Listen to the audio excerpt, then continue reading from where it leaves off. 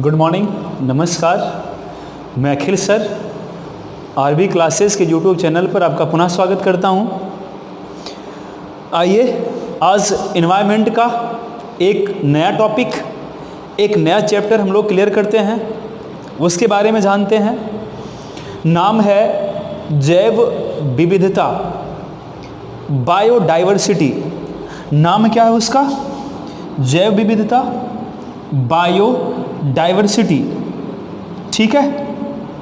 अब देखिए हमसे पूछता है, पहला क्वेश्चन पूछेगा कि इनमें से जैव विविधता का तात्पर्य क्या है। इनमें से जैव विविधता का तात्पर्य क्या है। इनमें से जैव विविधता का तात्पर्य क्या है, इसका मतलब क्या है, वो हमसे सीधे सीधे इसकी डिफिनीशन के बारे में पूछना चाहता है कि आप जैव विविधता से क्या समझते हैं। ठीक है, तो आइए पहली डिफिनीशन इसकी क्या बताई गई? जैव विविधता, जैव विविधता जीवन का आधार है। जीवन का आधार है। जैव विविधता जीवन का आधार है, ये पहला पॉइंट कहता है। समझ में आ रहा? अगला पॉइंट क्या कहता है? अगला पॉइंट कहता है किसी प्राकृतिक प्रदेश में पाए जाने वाले जंगली, पालतू और अन्य जीव जंतुओं एवं पादपों की प्रजातियों की बहुलता को ही हमने कहा किसी भी प्राकृतिक प्रदेश में। हमने क्या बताया? किसी भी प्राकृतिक प्रदेश में, किसी भी प्राकृतिक प्रदेश में पाए जाने वाले बातें समझ में आ रही? ध्यान से सुनिएगा, अच्छे से समझिएगा, सारी चीजें क्लियर होंगी। प्राकृतिक प्रदेश में पाए जाने वाले क्या क्या बताया हमने भैया? जितने भी जीव जंतु हैं, जीव जंतु, और वो जीव जंतु चाहे पालतू हों चाहे किसी भी तरह के हों, तो हमने कहा पालतू जीव भी इसमें आएंगे। जीव जंतु तथा वनस्पतियों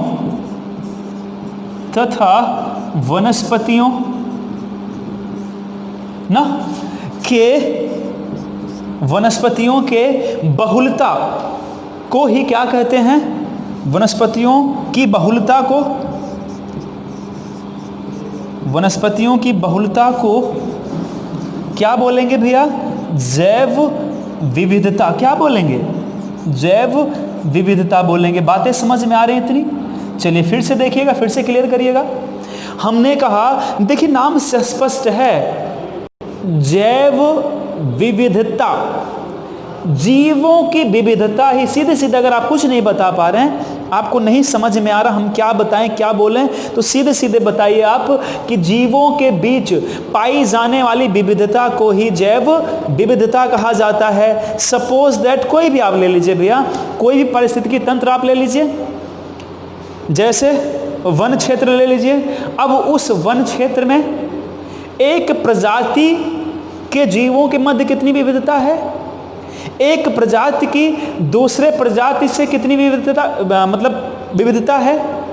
तीसरा, जो विभिन्न प्रजातियां वहां पर हैं उनके बीच कितनी विविधता है? इसी को क्या बोलेंगे हम? जैव विविधता बोलेंगे।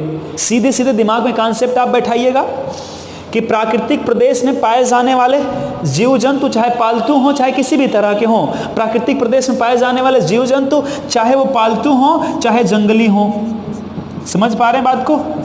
चाहे पालतू चाहे जंगली हों, तथा वनस्पतियों की बहुलता को ही जैव विविधता के नाम से जाना जाता है। बातें इतनी क्लियर हुई? चलिए नोट करिएगा, फिर आगे बढ़ते हैं। हम जल्दी से नोट करिए, फिर चीजों को क्लियर करते हैं, आगे बढ़ते हैं। अगला पूछेगा भैया कि जैव विविधता के बारे में सबसे पहले किसने बताया था? शब्द किसने दिया था? ठीक है, तो जैव विविधता शब्द किसने दिया था? उनका नाम था WG रोजन। क्या नाम था? WG रोजन साहब ने दिया था। कब? 1985 में। 1985 में WG रोजन, क्या बताया भैया हमने? 1985 में किसने? WG रोजन ने सबसे पहले किस शब्द का प्रयोग किया था? जैव विविधता शब्द का प्रयोग किया। तो अगर हमसे पूछा जाए कि जैव विविधता शब्द सर्वप्रथम किसने दिया था? डब्ल्यू.जी. रोजन ने। किसने दिया था भैया? सबसे पहले डब्ल्यू.जी. रोजन ने। इतनी बातें समझ में आई? अभी सिर्फ शब्द की बात हो रही भैया। अगला पॉइंट देखिएगा, ये तो शब्द की बात हुई। अगला पॉइंट देखिए, अगर ये पूछा जाए कि जैव विविधता का संकल्पनात्मक रूप से सबसे पहले इस शब्द का प्रयोग किसने किया? तो उनका नाम था ई.ओ. विल्सन। किसने किया भैया? ई.ओ. विल्सन ने 1986 में। हमने कहा भैया 1986 में इस शब्द का 1986 में इस शब्द का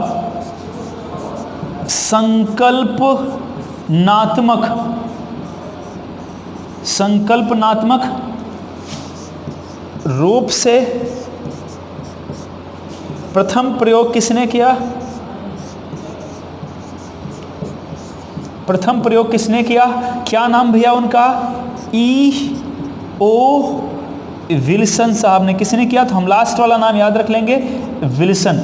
वहां क्या याद कर लेंगे भैया? रोजन साहब। यहां क्या याद करेंगे भैया? विल्सन साहब। संकल्पनात्मक मतलब क्या भैया? इन्होंने इस शब्द के बारे में बताया, इन्होंने इस शब्द की व्याख्या की और कैसे भैया? संकल्पनात्मक रूप से की, है ना। इन्होंने कल्पना की क्या क्या हो सकता है इसमें, इस शब्द का मतलब क्या हो सकता है।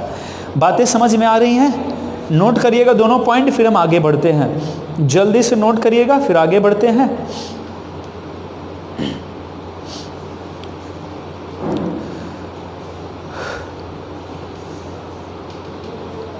ठीक है।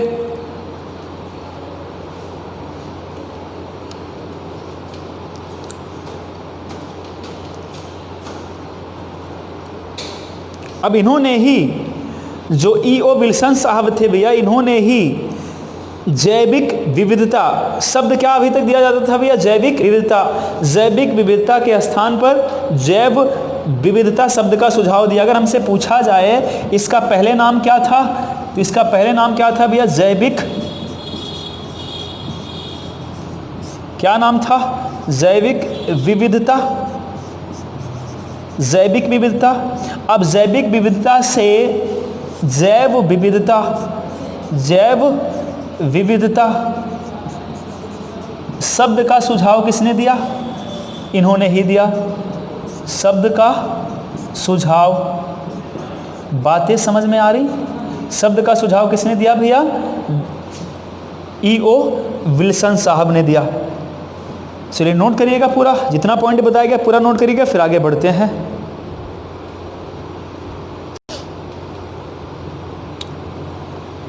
इतनी बातें समझ में आ गई? अब ये पूछेगा भैया कि तो जैविक विविधता शब्द का प्रयोग सबसे पहले किसने किया था? तो हमसे ये पूछेगा कि जैविक विविधता शब्द का प्रयोग सबसे पहले किसने किया था? तो जैविक विविधता शब्द का प्रयोग सबसे पहले 1968 में कब किया गया? 1968 में किसने किया था? रेमंड एफ दसमान ने। किसने किया था भैया? 1968 में रेमंड एफ दसमान ने। किसने किया था? रेमंड एफ दसमान ने सबसे पहले जैविक विविधता शब्द का प्रयोग किया। कंठस्थ कर लीजिएगा, भूलना नहीं है। जैविक विविधता शब्द का प्रयोग सबसे पहले किसने किया? 1959 में रेमंड एफ दसमान ने किया। जैव विविधता शब्द का प्रयोग किसने किया? 1985 में डब्ल्यू.जी. रोजन ने किया। शब्द का सुझाव किसने दिया था भैया? शब्द का सुझाव ई.ओ. विल्सन ने दिया था। बातें क्लियर हुई? तीनों पॉइंट क्लियर हुआ? अगर बातें क्लियर हो गई तो अच्छी बात है, आगे बढ़ते हैं। इरेज करते हैं, आगे बढ़ते हैं। जितने पॉइंट्स बताए जा रहे हैं भैया, आपका उत्तरदायित्व तो सिर्फ इतना बनता है कि सारे पॉइंट्स को आप लोग नोट करिएगा अच्छे से। एक पर्टिकुलर देखिए, हमने कहा भैया कि यहाँ पर मैटर थोड़ा अलग होगा, ज़्यादा होगा, है ना।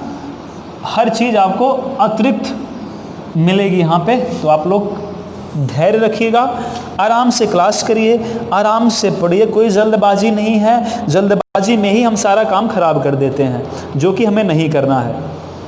देखिए हम बताए थे ना भी, कुछ बच्चे पूछते हैं क्लास शुरू करने से पहले, जब ऑफलाइन क्लास चलती है, जैसे मान लीजिए हमने शुरू किया एनवायरनमेंट, हमने कहा चलिए हम आपको पर्यावरण पढ़ाएंगे, तो बच्चों का पहला सवाल यही होता है कि सर कोर्स कितने दिन में ख़त्म हो जाएगा, पर्यावरण का कोर्स कितने दिन में ख़त्म हो जाएगा। हम उनसे ये कहना चाहते हैं बार बार भी, और कहते भी ऑफलाइन क्लास में समझाते हैं बच्चों को बहुत, हम उनसे बार बार कहते हैं कि आप कोर्स को ख़त्म करने के चक्कर में क्यों पड़े हैं। ये तो कभी नहीं ख़त्म होगा। एनवायरनमेंट ऐसा टॉपिक ही है, कोई भी सब्जेक्ट हो तो कभी नहीं ख़त्म होगा। आप तो पढ़ते रहिए, कुछ ना कुछ नया जुड़ता रहेगा, पढ़ते रहिए, कभी नहीं ख़त्म होगा। हमने कहा ज़रूरी ये है कि जो पूछा जाता है हम उसको कवर कर लें, और हम गड़बड़ी यही कर देते हैं, जल्दबाजी कर देते हैं चीज़ों को सीखने में। अगर वही चीज़ें हम आराम से सीखें, धैर्य के साथ सीखें, तो शायद एक बार सीखने के बाद दोबारा सीखने की ज़रूरत नहीं पड़ेगी। लेकिन हम करते हैं जल्दबाजी में, बहुत जल्दी में रहते हैं, पता नहीं कहाँ जाने की जल्दी है, और ये इसी जल्दबाजी में 3-4 साल यूँ निकल जाते हैं, पता ही नहीं चलता है, रोज़गार की तलाश में, है ना। तो हमने कई बार बताया कि फोड़े का दर्द वही बता सकता है जिसको हुआ हो, बेरोज़गारी का दर्द वही बता सकता है जो बेरोज़गार जैसे मैं हूँ। तुम्हें बताऊँगा ना कि हाँ दिशा क्या सही तरीके से कैसे चला जाता है, बात समझ पा रहे हैं। और जो व्यक्ति सफल हो जाता है उसके अंदर कहीं ना कहीं भैया वो भूलने की प्रवृत्ति आ जाती है, वो उतना अच्छा गाइडेंस आपको निश्चित है 100% नहीं कर पाएगा, ये गारंटी है। हाँ, उनकी चीज़ों से आप सीख सकते हैं, उन्होंने क्या क्या किया, दिनचर्या कैसे बनाते थे, वो कैसे क्या करते थे, वो सीख सकते हैं। लेकिन अगर ये कहिए कि वहीं से सब कुछ सीख लें तो ये तो असंभव है। चलिए आगे बढ़ते हैं। अब देखिएगा भैया, 1992 में आपको पता है रियो डी जेनेरियो सम्मेलन हुआ था। कौन सम्मेलन हुआ था भैया? 1992 में कौन सम्मेलन हुआ था? रियो डी जेनेरियो,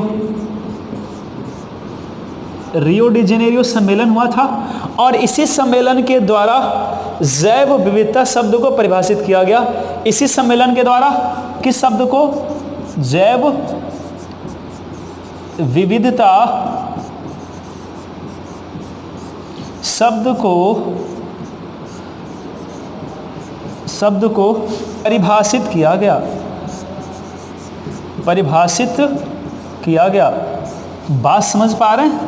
अगर हमसे ये पूछा जाए कि जैव विविधता शब्द को परिभाषित कब और किस सम्मेलन के द्वारा किया गया, तो क्या बताएंगे? 1992 में रियो डी जेनेरियो में जो सम्मेलन हुआ था उसी के द्वारा बायोडाइवर्सिटी शब्द को परिभाषित किया गया। और परिभाषा में बताया क्या गया भैया कि जैव विविधता समस्त स्रोतों, इसमें क्या बताया गया, ध्यान से समझिएगा। इसमें बताया गया कि जैव विविधता समस्त स्रोतों, अब स्रोतों में क्या क्या आएगा भैया? अंतर क्षेत्रीय, स्थलीय, समुद्रीय। देखिए इसमें क्या क्या आएगा, हमने कहा अंतर क्षेत्रीय, अंतर क्षेत्रीय, समुद्री, अंतर क्षेत्रीय, समुद्री, जितना आप जानते ना भैया, मतलब जलीय में तो आएगा समुद्री, जलीय, अंतर क्षेत्रीय, समझ पा रहे हैं? स्थलीय एवं अन्य जलीय पारिस्थितिक तंत्र, स्थलीय एवं अन्य, स्थलीय इसी के ऊपर लिखते हैं भैया, स्थलीय एवं अन्य, समझ पा रहे हैं? एवं अन्य पारिस्थितिक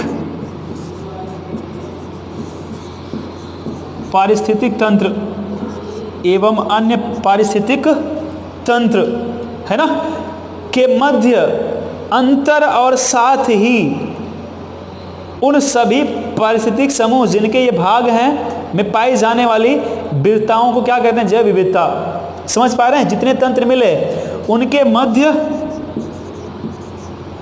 जो अंतर पाया जाता है, इन्हीं विविधताओं को ही जैव विविधता कहते हैं। देखिए हमने क्या कहा, परिभाषा कैसे बनाई गई, समस्त स्रोत, चाहे जिस प्रकार का स्रोत हो, चाहे अंतर क्षेत्रीय हो, समुद्री हो, स्थलीय हो, एवं अन्य पारिस्थितिक तंत्र के मध्य जो अंतर पाया जाता है, जो अंतर मिलता है, समझ पा रहे बात को, और साथ ही उन सभी पारिस्थितिक समूह के भाग को क्या बोला जाता है, जैव विविधता।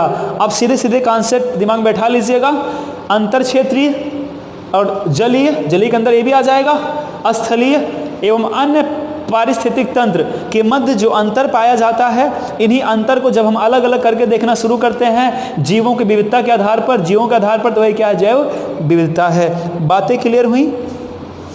अगर क्लियर हो गई होंगी तो कमेंट करके बता दीजिएगा, नहीं क्लियर हुई होंगी तो बता दीजिएगा, अगली क्लास में पुनः बता देंगे इसको हम। बात समझ पा रहे हैं? चलिए इसको इरेज करते हैं, आगे बढ़ते हैं। नोट करिए जल्दी से, फिर इरेज करके हम चीज़ों को आगे ले चलते हैं।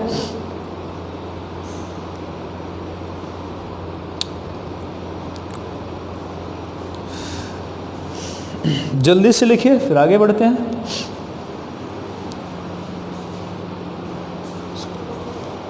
चलिए अगला आता है भैया जैव विविधता के स्तर। किसके बारे में आता है भैया? Levels of biodiversity. इसके स्तर के बारे में हमसे पूछेगा कि जैव विविधता के कितने स्तर हैं। आइए उनके बारे में हम जानते हैं। हमने कहा आपसे फालतू की बकवास बिल्कुल नहीं करेंगे, हम टॉपिक टू टॉपिक बात करेंगे, और आप भी वही करिएगा, ध्यान से सुनते चलिएगा और टॉपिक टू टॉपिक बात हमसे करिएगा। तो हमने क्या बताया, जैव विविधता के स्तर। अगला टॉपिक कौन सा आता भैया? जैव विविधता के स्तर। हेडिंग डालिएगा, फिर आगे बढ़ते हैं। जैव विविधता के स्तर, level of biodiversity, level of biodiversity. साथ में हेडिंग जल्दी से डालिएगा, फिर आगे बढ़ते हैं। लेवल ऑफ बायोडाइवर्सिटी, ठीक है। स्तर की बात की जाए तो इसे 3 प्रमुख स्तर में बांटा गया, आनुवंशिक, जातीय, समुदाय, पारितंत्र। कितने स्तर में? 3 स्तर में बांटा गया। कौन कौन सा?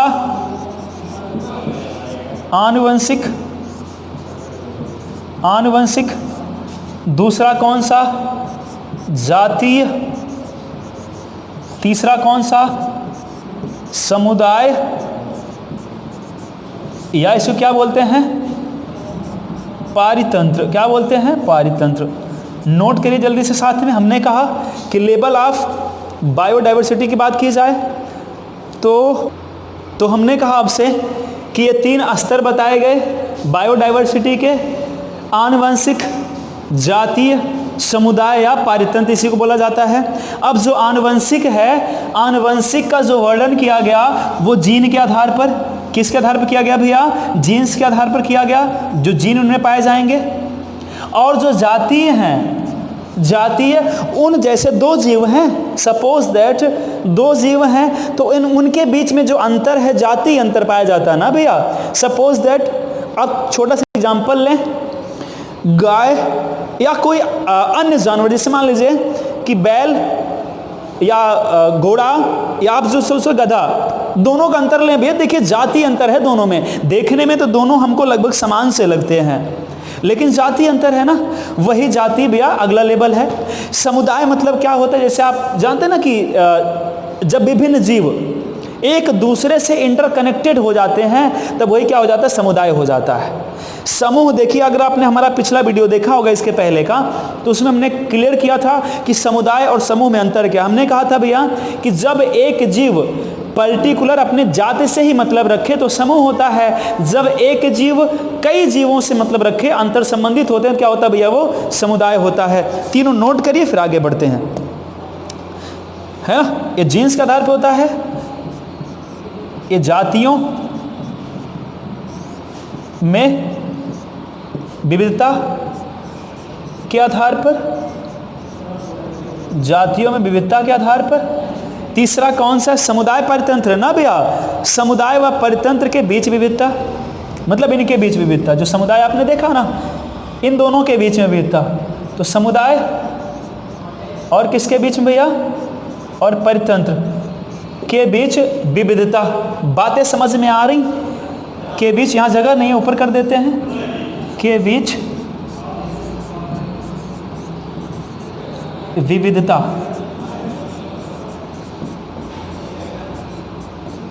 विविधता, बात क्लियर हो रही यहाँ तक? अगर कहीं भी थोड़ा सा भी डाउट होता है, अगर आपको लगता है नहीं सर यहाँ पर थोड़ा सा दिक्कत हो रही है हमको, तो तुरंत हमसे बोलिएगा, हम तुरंत उसको समझाएंगे, ठीक है? या अपने लेवल को बदलेंगे समझाने के, और निचले स्तर से समझाने की कोशिश करेंगे आपको। लेकिन आप लोग बिना समझे आगे कतई मत बढ़िएगा, अच्छे से समझिएगा। अगर एक बार वीडियो देखने पर ना समझ में आए, दोबारा देख लीजिएगा। इतनी बातें समझ में आ गई? चलिए रेज करते हैं।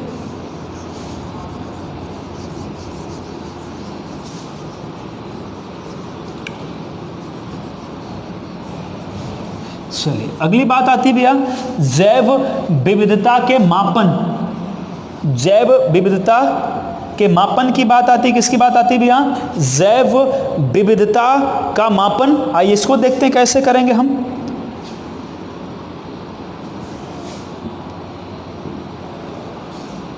का मापन, जैव विविधता का मापन। बातें समझ में आ रही? अगर समझ में आ रही तो अच्छी बात है। अब मापन की बात की जाए, जैव विविधता के मापन की, मेजरमेंट ऑफ बायोडाइवर्सिटी, है ना।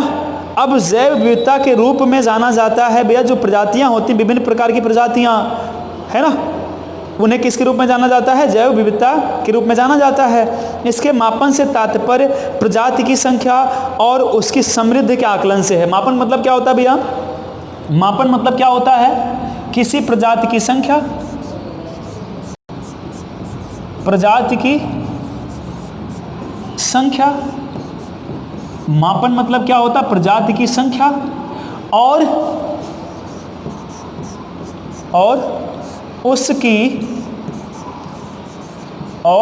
उसकी समृद्धि से है। किससे भैया? और उसकी समृद्धि से है। बातें समझ में आ रही? मतलब भैया किसी प्रजाति की संख्या कितनी है, संख्या के आधार पर, और उसमें समृद्धि मतलब कितनी बढ़ोतरी हो रही है ना, उनके आधार पर इनका मापन किया जाता है। मापन की बात की जाए भैया जैव विविधता के मापन की, तो देखिए इसको भैया अल्फा विविधता, बीटा विविधता, गामा विविधता, 3 रूपों में मापा जाता है। कितने रूपों में मापा जाता है भैया? 3 रूपों में मापा जाता है। कौन कौन सा? अल्फा, बीटा और गामा। अल्फा, बीटा और गामा विविधता के रूप में मापा जाता है। बातें समझ में आ रही? तो कौन कौन सा भैया? अल्फा, बीटा और गामा। इरेज करते हैं इसको।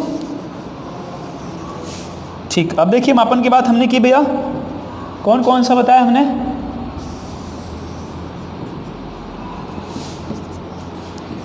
अल्फा विविधता,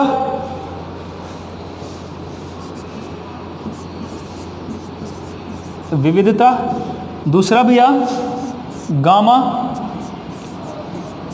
विविधता, बीटा भैया दूसरा कौन सा है? इधर क्या होगा भैया? बीटा होगा। इसको बीटा करिएगा।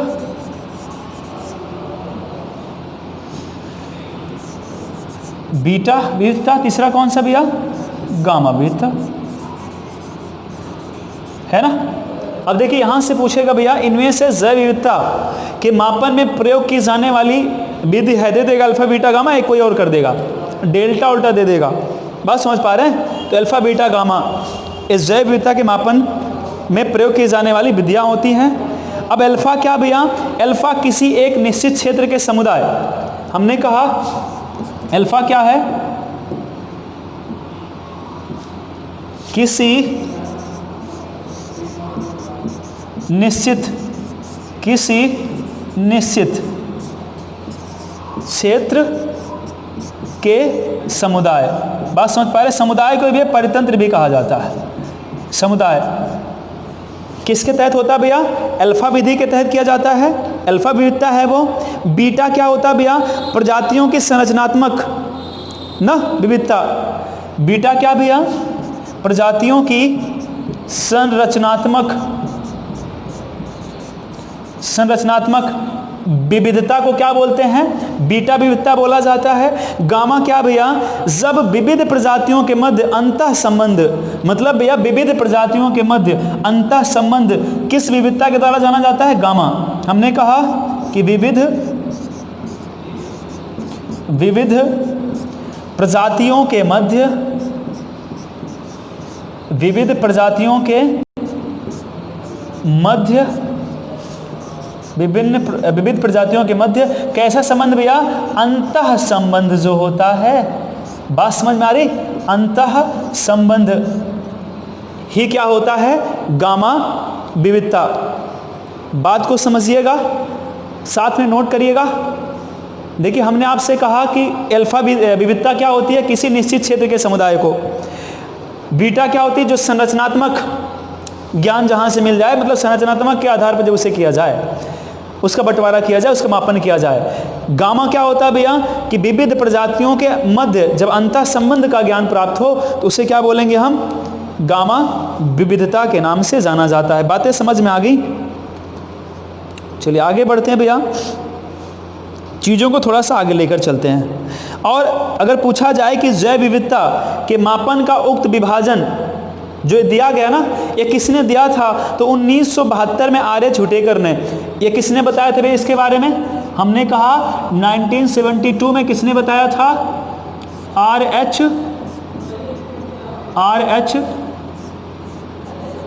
हुटेकर ने। किसने बताया था? आर.एच. हुटेकर ने। बातें समझ में आ रही? अगर पूछा जाए कि जैव विविधता के मापन के बारे में किसने बताया था, तो 1972 में किसने बताया? आर.एच. हुटेकर साहब ने बताया। इतनी बातें समझ में आ गई? समझ में आई तो आगे बढ़ते हैं।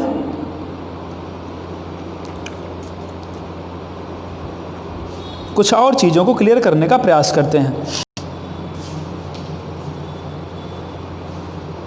अब अगला पूछा जाता है भैया कि विश्व स्तर पर जैव विविधता को किन किन आधारों पर बांटा गया?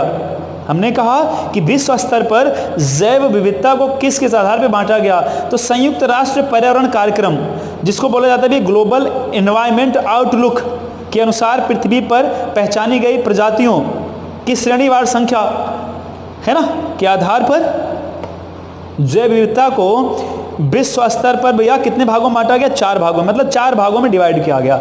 आइए उनके बारे में जानते हैं। इरेज कर दें इसको।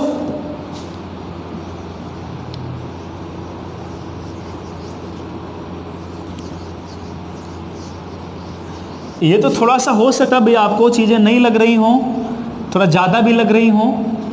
समझ पा रहे हैं? और जब आपको चीज़ें वो मिलेंगी भैया जैसे भारत संबंधित, जब आपको भारत संबंधित चीज़ें बताएंगे तो वहाँ इंटरेस्ट आपका बढ़ जाएगा। जब बताएंगे आपको हॉट स्पॉट क्षेत्र कौन सा भारत का, पश्चिमी घाट, पूर्वी हिमालय, ये सब जब मानचित्र के द्वारा बताएंगे भैया तब आप अच्छे समझ पाएंगे, है ना, भारत के संबंध के बारे में। लेकिन उसके पहले इसको जानना तो जरूरी है हमारे लिए। तो हमने कहा विश्व स्तर पर जैव विविधता को किन किन आधारों पर बांटा गया, है ना, किस आधार पर कितने क्षेत्रों में बांटा गया विश्व स्तर पर। तो इन्हें क्या डालेंगे भैया हम? विश्व स्तर पर जैव विविधता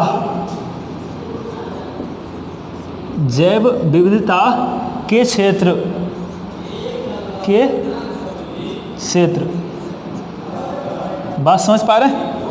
हमने कहा कि विश्व स्तर पर जैव विविधता के क्षेत्र कौन कौन से हैं, आइए उसके बारे में जानकारी हम प्राप्त करते हैं। तो हमने कहा भैया कि ग्लोबल एनवायरनमेंट आउटलुक, संयुक्त राष्ट्र पर्यावरण कार्यक्रम, जिसका नाम क्या है? हमने कहा आपसे संयुक्त राष्ट्र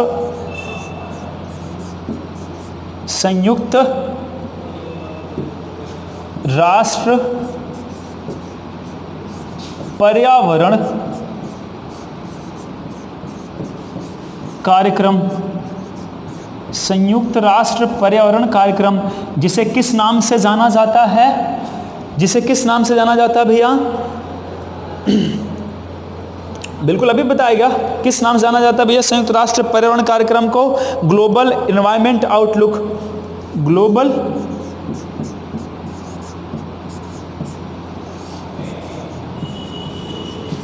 एनवायरनमेंट आउटलुक। बात समझ पा रहे हैं? किस नाम से जाना जाता है? ग्लोबल एनवायरनमेंट आउटलुक के नाम से जाना जाता है। हिंदी तो सही कर लो भाई। एनवायरनमेंट के नाम से जाना जाता है। बात समझ में आ रही? अब के अनुसार भैया पृथ्वी पर पहचानी गई प्रजातियों की श्रेणीवार संख्या बांटी गई ना। इसी के आधार पर जो पृथ्वी पर प्रजातियां पाई गई उन्हीं की श्रेणीवार क्या बांटी गई? श्रेणीवार भैया उनकी जनसंख्या बांटी गई, अर्थात श्रेणीवार उनको डिवाइड किया गया। और किस तरह से डिवाइड किया गया? देखिए कितने क्षेत्र बांटे गए इसके, हमने कहा 4 क्षेत्र। कितने क्षेत्र बांटे गए भैया? कितने क्षेत्र बांटे गए इसके? 4 क्षेत्र। आइए एक करके जानते हैं। पहला क्षेत्र कौन सा है? पहला क्षेत्र है अत्यधिक जैव विविधता वाला क्षेत्र। पहला कौन सा है? अत्यधिक जैव विविधता वाला क्षेत्र। दूसरा कौन सा भैया? अधिक, ये तो अत्यधिक है ना। दूसरा कौन सा है? अधिक जैव विविधता वाला क्षेत्र। तीसरा कौन सा भैया? तीसरा है कम जैव विविधता वाला क्षेत्र। तीसरा कौन सा है? कम जैव विविधता वाला क्षेत्र। चौथा कौन सा भैया? निम्न जैव विविधता वाला क्षेत्र। तीसरा चौथा कौन सा भैया? निम्न जैव विविधता वाला क्षेत्र। बातें क्लियर हो गई यहाँ तक?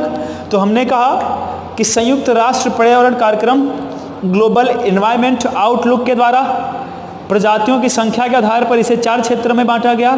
प्रजातियों के मिलने के आधार पर इसे 4 क्षेत्रों में बांटा गया। अत्यधिक जैव विविधता वाले क्षेत्र, अधिक जैव विविधता वाले क्षेत्र, कम वाले तथा निम्न वाले। जल्दी से नोट करिएगा। कितने क्षेत्र बताए गए आपको भैया? 4 क्षेत्र बताए गए। इतनी बातें समझ में आई?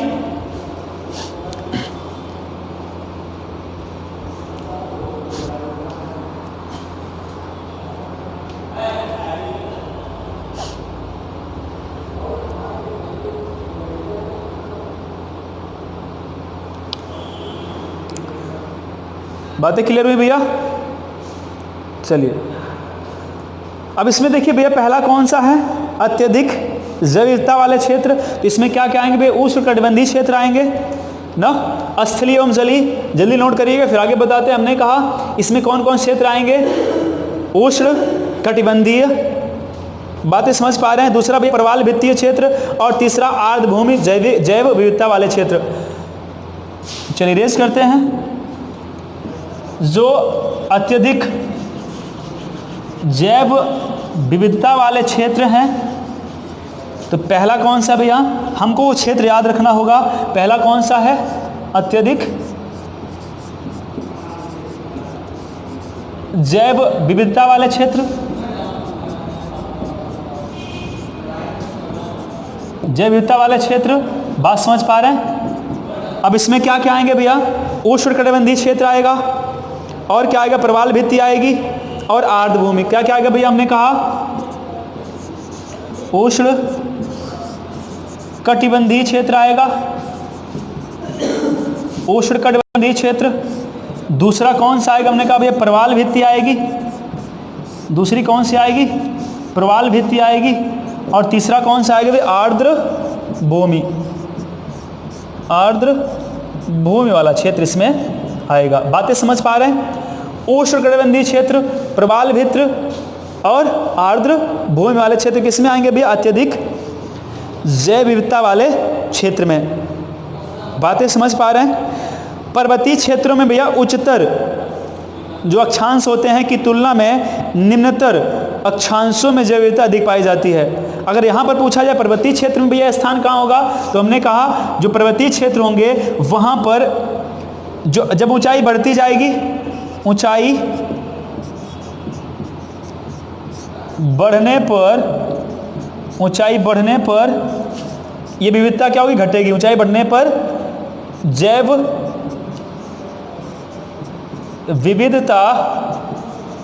विविधता क्या होगी भैया, घटेगी। बातें समझ पा रहे हैं, घटेगी। जब हम ऊंचाई से नीचे की तरफ आएंगे, निम्नतर आएंगे, क्या होगा भैया, निम्नतर ऊंचाई पर जैव विविधता क्या होगी भैया, बढ़ेगी। क्या होगी, बढ़ेगी। जैसे क्या भैया, घाटियां। जैसे क्या, घाटियां। जैसे भारत की कुल्लू घाटी, समझ पा रहे हैं, भारत की कुल्लू घाटी, ये यहाँ पर जैव विविधता सर्वाधिक है। केरल की शांत घाटी पूरे भारत में सर्वाधिक है। तो घाटियों में क्या होती है भैया, जैव विविधता सर्वाधिक होती है। बातें समझ पा रहे हैं। चलिए दूसरा, कौन सा भैया, अधिक जैव विविधता वाले क्षेत्र। तो आज के लिए इतना ही। अगली क्लास में भारत की जैव विविधता कहाँ कहाँ उसको बताएंगे, और जो बचा हुआ 3 इसमें है अधिक, समझ पा रहे हैं, अधिक, कम और निम्न जैव विविधता वाले क्षेत्र की चर्चा अगली क्लास में आपसे करेंगे। तब तक के लिए बहुत बहुत धन्यवाद। वीडियो को लाइक ज़रूर करें, हम बार बार कहते हैं, अगर आप वीडियो को देखते हैं, अगर आपको अच्छी लगती है तो लाइक ज़रूर करें, है ना, शेयर भी करें, सब्सक्राइब भी करें, जिससे हम लोग मनोबल बढ़ता रहे। तो आज क्लास यहीं पर ओवर करते हैं। जय हिंद, नमस्कार।